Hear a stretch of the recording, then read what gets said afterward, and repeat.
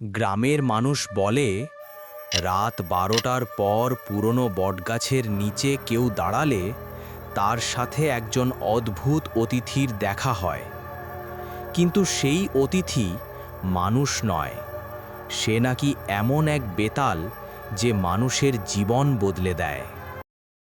পশ্চিমবাংলার একটি ছোট গ্রাম, নাম শালবনী। সেখানে থাকত রতন নামে এক দরিদ্র ছেলে। রতনের বাবা মারা গেছে অনেক বছর আগে। সে তার অসুস্থ মাকে নিয়ে ছোট কুড়ে ঘরে থাকত। রতন প্রতিদিন জঙ্গলে কাঠ কাটতে যেত আর বাজারে বিক্রি করত।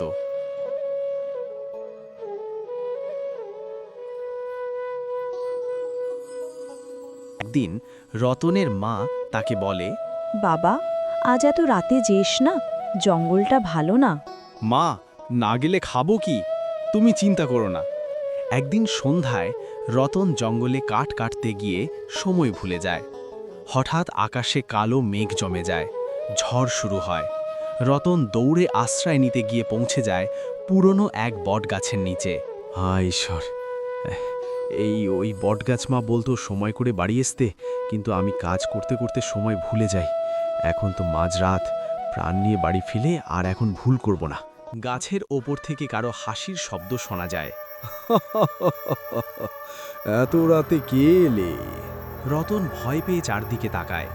হঠাৎ গাছের ডাল থেকে উল্টো ঝুলে থাকা এক অদ্ভুত ছায়া দেখা যায়। চোখ দুটো জলজল করছে, মুখে অদ্ভুত হাসি। ভয় পেয়েছিস? কে কে তুমি? ওরে ও ভাই, এসব কি হচ্ছে? চল ভাই, পালিয়ে যাই। এখন না গেলে হয়তো আর কোনোদিনও যেতে পারবো না। মা ঠিক বলতো। থাম, আমি তোকে ক্ষতি করব না, কিন্তু তোকে একটা প্রশ্নের উত্তর দিতে হবে। একজন মানুষ ধনী হতে চায় কিন্তু নিজের ভালোবাসা হারিয়ে ফেলে, আরেকজন গরিব কিন্তু ভালোবাসা পায়। কে বেশি সুখী? রতন কিছুক্ষণ চুপ থাকে, তারপর বলে, যার ভালোবাসা আছে সেই সুখী। তুই সত্যি কথা বলেছিস। এটা খুলবি না যতক্ষণ না তোর জীবনের সবচেয়ে বড় কষ্ট আসে। যা বাবা, প্রাণে তো বাঁচলাম, এবার আর এত রাত করে কোনো ফিরবো না। কিন্তু এই বাক্সটা কি সত্যি উপকার হবে? ছাড় ভাই, যাই হোক, আপনি বাঁচলে বাপের নাম।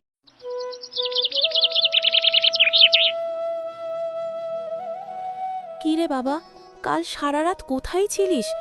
তোকে এটা কতবার বলেছি ওইখানে অত রাত্রে থাকতে না। তুই তো কোনো কথাই শুনিস না। আমি তো ভেবেছিলাম আর তোকে দেখতে পাবো না। হ্যাঁ রে বাবা, এটা কি বাক্স তোর হাতে? ও কিছু না, কাঠ কাটার সময় এটা পেয়েছি। এই বাক্স আমাদের পরে হয়তো উপকার করবে।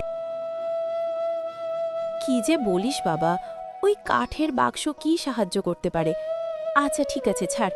কেউ তোকে ঠকিয়ে নিই তো এই কাঠের বাক্সটা দিয়ে? আহা, যদিও বা ঠকায়, কিন্তু সেটা তো বিপদের সময়ই বোঝা যাবে।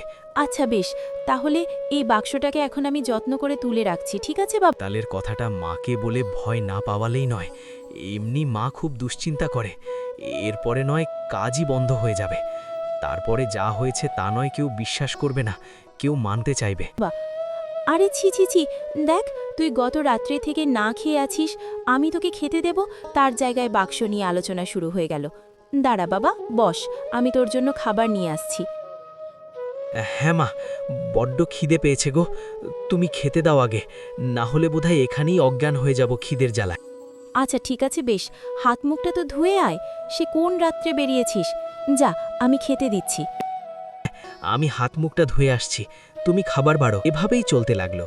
রতন রোজ সকালে কাজে যেত আর সন্ধে হতেই বাড়ি ফিরে আসত, কিন্তু রাত কখনো ওখানে কাজ করেনি।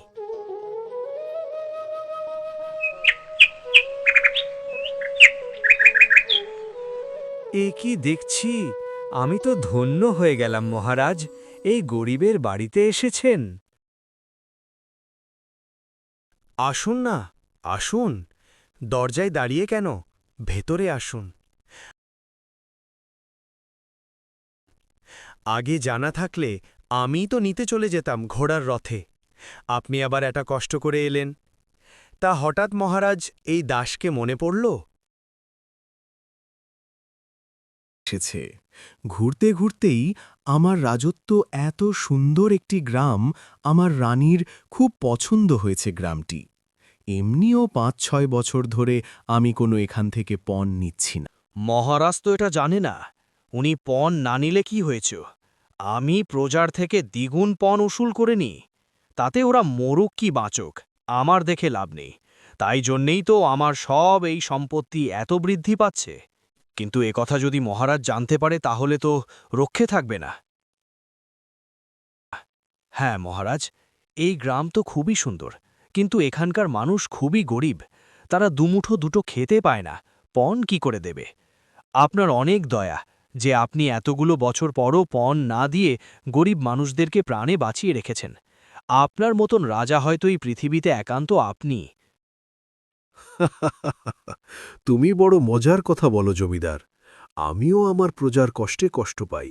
যারা দ্রুত খাবারই খেতে পারে না, তার থেকে আর কি পর নেব আমি? আমিও তো মানুষ, আমি তো বুঝি। কিন্তু আজ আমি একটা ভালো প্রস্তাব নিয়ে এসেছি এই গ্রামের জন্য। আমার আগে যেরকম বলা হয়েছিল, আমার গিন্নির খুব পছন্দ হয়েছে গ্রামটি, এই গ্রামের সবুজ প্রকৃতি। তাই আমার গিন্নির আবদার, এই গ্রামের একটি ছোট মহল তৈরি করুক তার জন্য। সে তো বুঝলাম মহারাজ, কিন্তু মহল তো এটুকু অনেক জায়গায় হবে না। না হলে যেন অনেক জায়গা লাগবে। আর যদি জায়গায় লাগে, কতগুলো মানুষের জমিনের ওপর ইয়ে পড়বে আপনি জানেন? আমি জানি তুমি এরকমই কিছু একটা বলবে, তাই আগে থেকে খোঁজ লাগিয়েছি। তোমার কাছে যে ২০০ বিঘা জমি রয়েছে, পূর্ব দিকের জমির কথা বলছি আমি, সেই জমিতে আরামসে একটি মহল হয়ে যাবে। আর একবার মহল নির্মাণ যদি হয়ে যায়, এই গ্রামের সারা জীবনের মতন যে পণ আমি মাফ করে দেব। ধন্য মহারাজ, আপনি ধন্য। আপনি এই গরিবের কথা ভেবেছেন, এটাই তো অনেক। তাহলে আজ আসি জমিদার, আবার দেখা হচ্ছে মহল তৈরির পর। আচ্ছা মহারাজ, আচ্ছা। আমার সাধের জমি, কত কষ্টে ওই জমি আমি দখল করে রেখেছি। ওই জমির উপরই তো আমার আয় দায় এত বেশি। এই জমি তো আমি দিতে পারবো না মহারাজ। তবে মহল দড়ির জন্য না বললেও তো মহারাজ সন্দেহ করবে। যদি কিছু জানতে পেরে যায় তাহলে তো আমার রক্ষে নেই। কিছু একটা তো করতে হবে। না না, কিছু মাথায় আসছে না। হ্যাঁ, রতন রতন কাঠুরিয়া, ওর বাড়ির আশপাশটা জঙ্গলের কাছাকাছি জমিন যদি পরিষ্কার করে দিই তাহলে তো ঠিকই হয়ে যায়। না না, তাহলে তো মহারাজ বুঝতে পেরে যাবে যে জমিন তাকে জঙ্গলের ওখানে দেওয়া হয়েছে। কি করা যায়? ঠিক আছে, আগে ওই রতনকে বার করে দিই বাড়ি থেকে, তারপর তার আশেপাশের যা বাড়িঘর দুয়ার আছে তাদেরকেও পরপর করে বার করে ওখানে মহল তৈরি করে দেব। এদিকে ওই আবর্জনাও দূর হবে আর রাজার মহলও তৈরি হবে।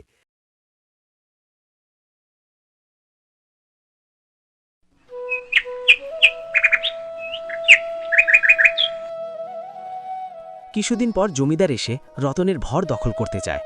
জমিদার বলে, এই জমি এখন আমার, কালকের মধ্যে ঘর ছাড়বি। রতনের মা কাঁদতে থাকে। হায় হায় ভগবান, কি দোষ করেছি আমি?